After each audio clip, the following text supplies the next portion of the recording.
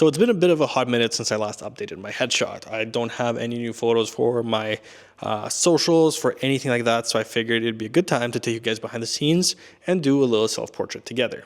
Let's go.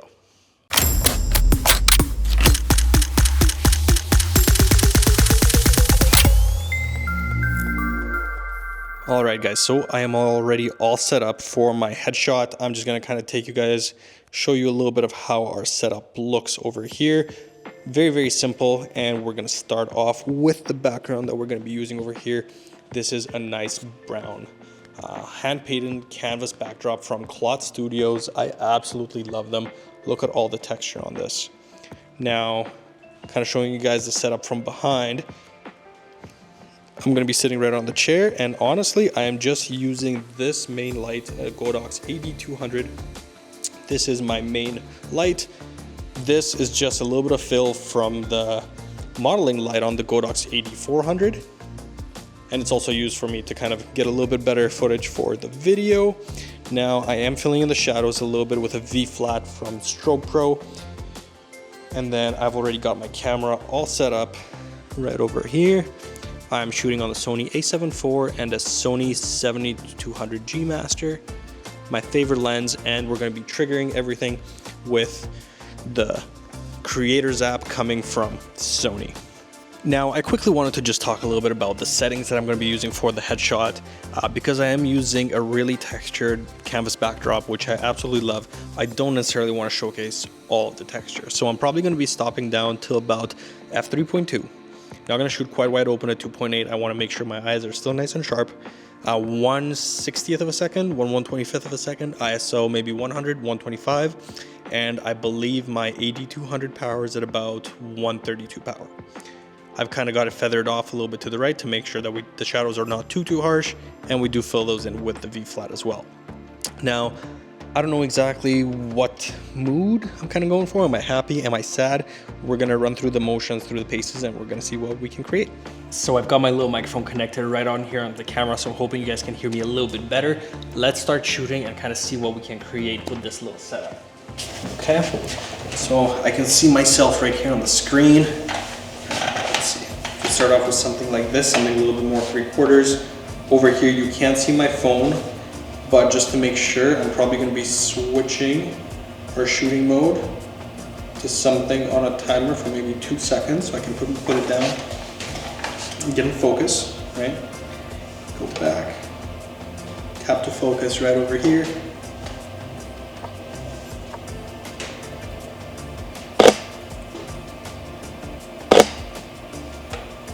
Okay.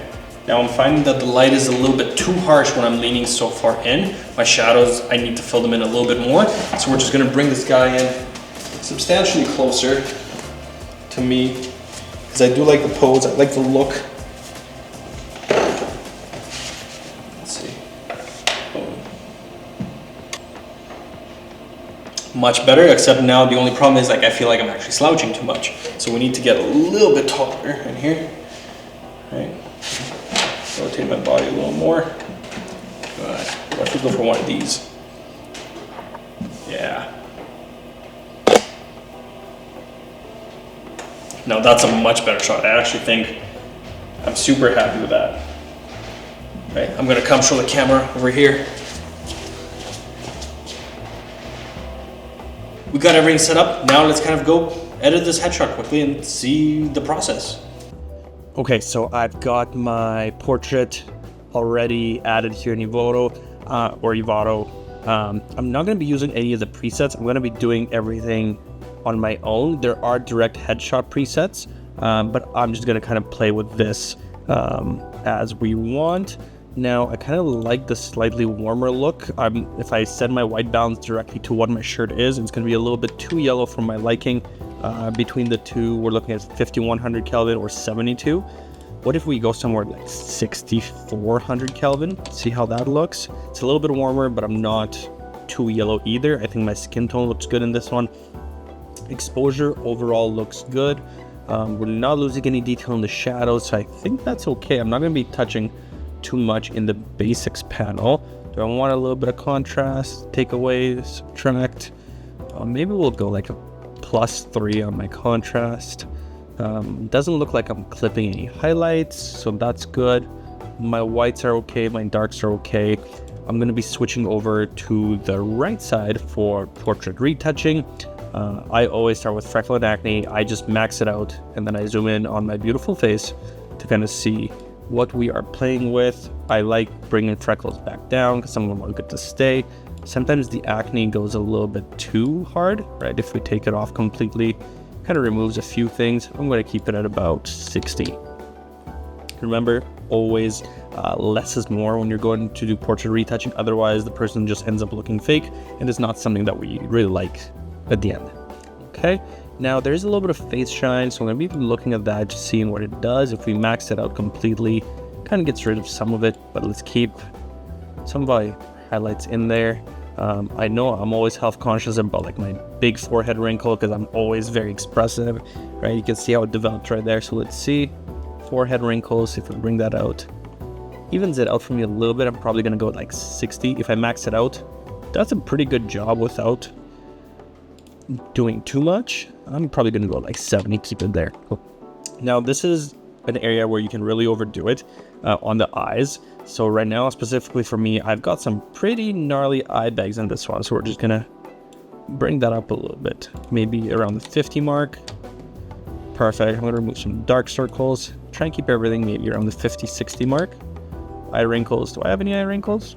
Not really, but we can look at our before and after, right? You can see it softens it a little bit, and it's always quite nice. And initially in the photo, I had my white balance quite wrong. Like, look how warm it was before and after. So let's back out a little bit. My smile lines are okay. Lip wrinkles. I do have really dry lips right now, so I will be looking at playing with that. And a cold sore. It's just time of year here in Alberta. So lip wrinkles and flakes. We're going to be, if I max it out directly, kind of desaturates it a little bit. My nose was not 100% straight to the camera, so that's on me. Looking at neck wrinkles over here. Do I have any? Yeah, we can play with that a little bit. Keep it really simple. Now, this feature I absolutely love in Evoto. The double chin. Scrolling down a little bit further. Just adds a nice little shadow underneath. Perfect. Okay, now jumping into skin retouching directly. I like to even with dodge and burn a little bit, maybe around 20. I kind of like seeing what that looks. If we zoom back in, always less is more, right? Very soft. And then we can do a little bit of sculpting. If I max it out, we can kind of see what it does. It adds a little bit of contrast to the face, which is kind of nice. But I find that once you go to social media, website, it ends up always looking slightly overcooked. So I'm probably going to go down all the way to 50. A little before and after. It just adds a little bit of dimension, nothing too crazy. Skin softening. I still like texture in my skin, so I'm not going to be touching anything else. Body skin, we're not worrying about that here. Skin tone. I like here to use the AI Unify face complexion. I'll probably go like 20, and I don't go too crazy on it. If you do it too much, right, you can see how it evens it out, but then I feel like it takes away, so maybe 25.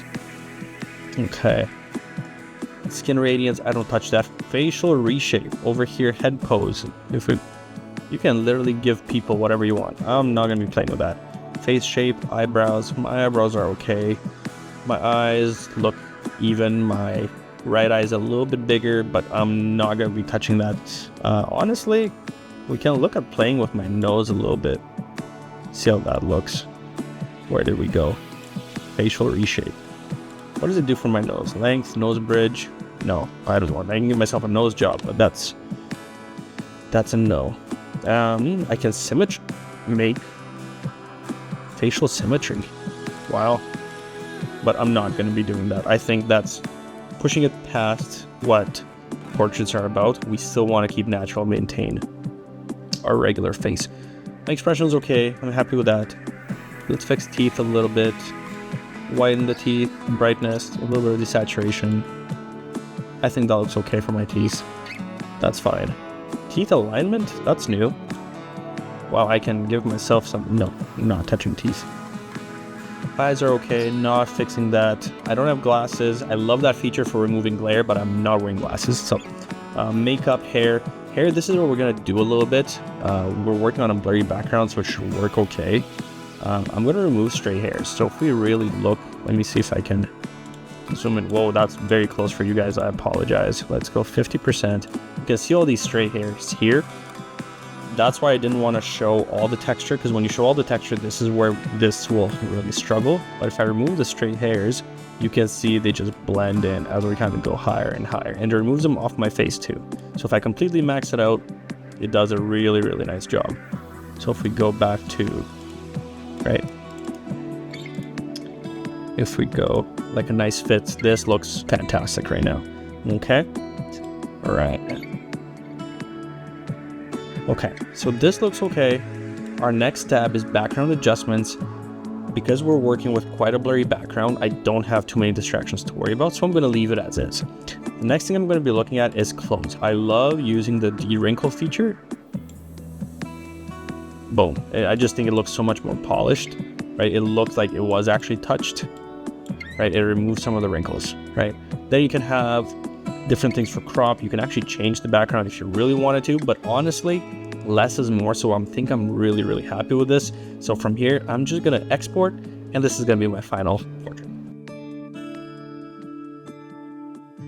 Thank you guys so much for watching. If you enjoyed this little behind the scenes tutorial on how I'm editing, let me know what you enjoyed about it down in the comments below, and any more videos that you're trying to see, let me know. I'd be more than happy to kind of share with you guys some of my knowledge. Thanks so much. I'll catch you guys in the next one.